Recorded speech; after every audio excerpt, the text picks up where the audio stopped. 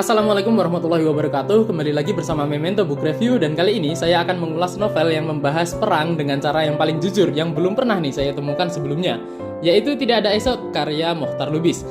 Dalam peliknya perang untuk mempertahankan kemerdekaan hidup dan mati hanya dibatasi garis yang lebih tipis daripada kertas. Tanpa berlama-lama lagi, langsung kita ulas yuk.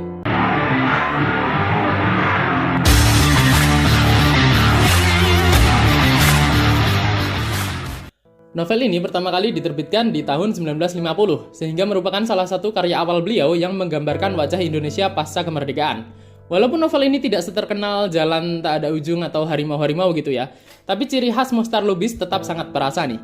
Latar belakang zaman ketika novel ini ditulis juga sangat penting. Indonesia baru saja merdeka, tapi berbagai persoalan sosial, ekonomi, politik, dan terutama militer itu masih membebani rakyat. Dalam konteks inilah, Tidak Ada Esok hadir sebagai potret gelap kehidupan perjuangan rakyat yang dilanda kehampaan, krisis eksistensial, dan kehilangan arah moral. Novel yang setebal 210 halaman ini menceritakan perjuangan Johan dan kawan-kawannya sebelum, ketika, dan setelah kemerdekaan Indonesia. Johan dan teman-temannya awalnya bergabung dengan tentara yang dilatih oleh Jepang. Setelah mereka mendapatkan ilmu perang, maka mereka menjadi pejuang gerilya melawan Belanda yang ingin merebut kembali kedaulatan Indonesia. Dalam perjalanannya Johan bertemu dengan berbagai cerita dengan para pejuang lain serta bertemu dengan seorang gadis Pengalaman ini menjadi sangat berkesan bagi Johan. Tentu saja dalam perangnya Johan kehilangan satu persatu teman-temannya. Dan saya sangat suka bagaimana Mohtar Lubis membuat kita sebagai pembaca ikut merasa dibayang-bayangi kematian. Seakan-akan kematian itu bisa menunggu kita di halaman berikutnya. Untuk gaya bahasanya, dalam buku ini khas Mohtar Lubis singkat, jelas, dan tidak berbunga-bunga. Novel ini juga tidak membuat kita terlalu berpikir keras Untuk novel yang penuh intrik dan kejadian menegangkan seperti ini, saya jadi belajar bagaimana cara untuk menyampaikan cerita dengan sederhana yang justru seringkali bisa membuat pembaca lebih jelas dalam membayangkan latar belakang peristiwa. Satu hal yang saya garis bawahi adalah bagaimana gaya bahasa beliau membuat kita bisa merasa senasib sepenanggungan dengan Johan. Untuk alur novel ini itu maju dan mundur Ketika adegan Johan saling berbagi cerita dengan para pejuang lain, itu kisahnya tidak disampaikan hanya dengan lisan, melainkan seperti kita ikut hadir dalam kejadian tersebut. Sehingga alurnya menarik sekali Kita dibawa mundur mengikuti berbagai cerita yang terjadi pada masing-masing tokoh, kemudian kembali maju mengikuti perjuangan Johan dan teman-temannya. Untuk sudut pandangnya dalam novel ini adalah orang ketiga subjektif. Kita tidak akan tahu rencana pasukan jika bukan pasukan itu sendiri yang memberitahunya.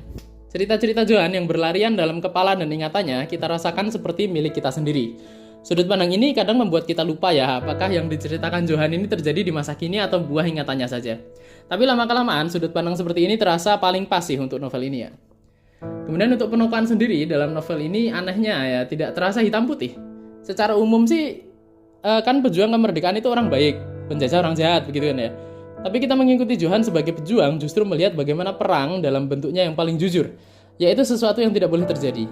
Lama-kelamaan Johan merasa hampa dan kebas, menyaksikan temannya satu persatu mati, dan tidak pernah pasti apakah besok matahari akan terbit lagi.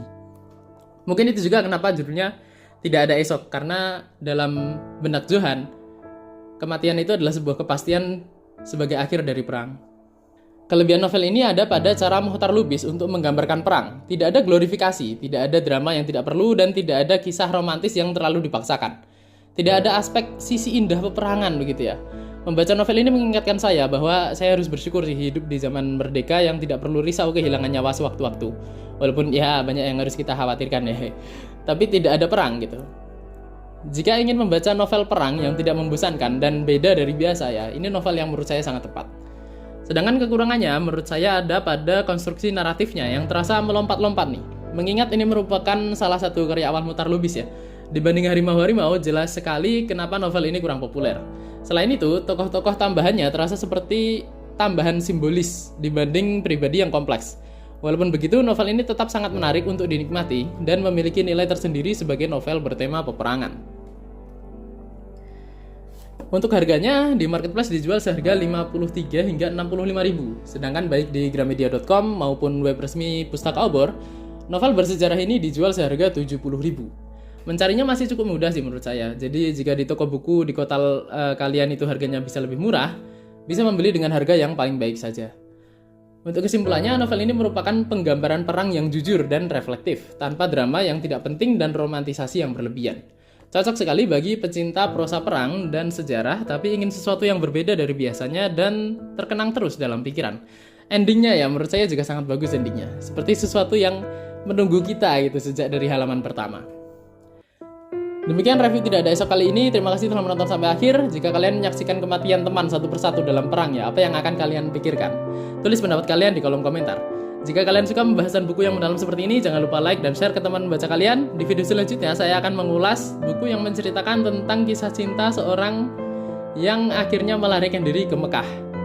Jadi jangan lupa subscribe channel ini dan nyalakan notifikasinya. Kalian juga bisa request buku apa yang ingin saya bahas di kolom komentar, serta support channel ini lewat link yang ada di deskripsi. Follow juga Instagram @memeto.bookreview dan TikTok @memeto.bookreview.